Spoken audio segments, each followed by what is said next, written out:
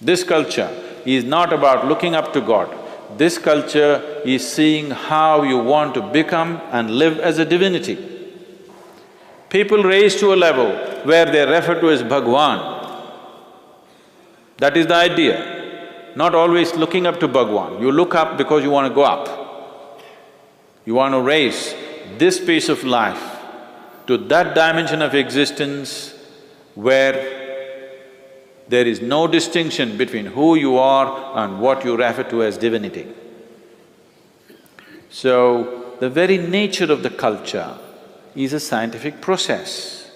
Unfortunately, we have not taken care of this science for the last 600, 700 years properly.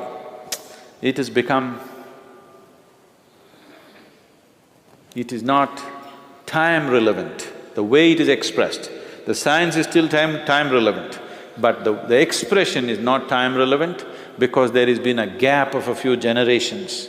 They did not… if it was every generation, if it was being transmitted live, it would have been time relevant. But because of oppression, because of conquerors who came in and it went underground, lot of things which went underground never came up. Many people who went underground never came out again.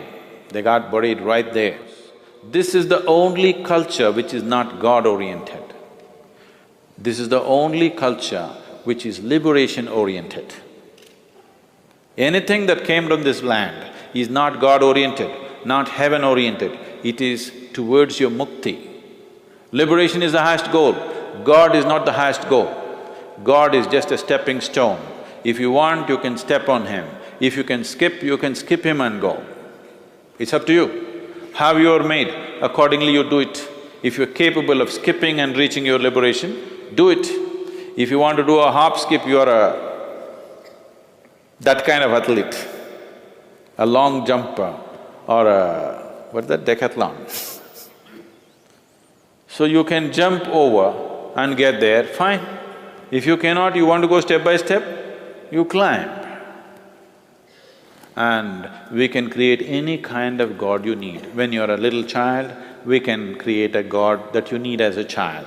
When you become adolescent, we can create another God. You become middle age, we have another God. For old age, we have another God. For every emotion that you have, every thought that you have, we have a God or a goddess for you.